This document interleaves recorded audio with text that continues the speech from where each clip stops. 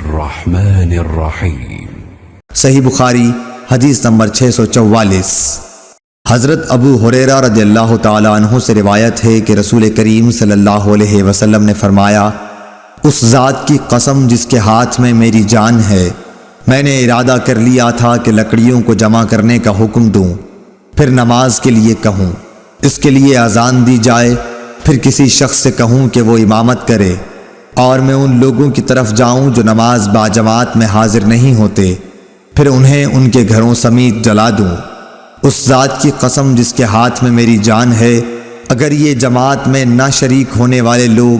اتنی بات جان لیں کہ انہیں مسجد میں ایک اچھے قسم کی گوشت والی ہڈی مل جائے گی یا 2 عمدہ کھر ہی مل جائیں گے، تو یہ عشاء کی جماعت کے لیے مسجد میں ضرور حاضر ہو جائیں۔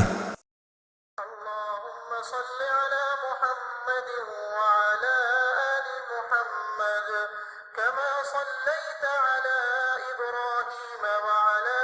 آل إبراهيم إنك حميد مجيد اللهم بارك على محمد وعلى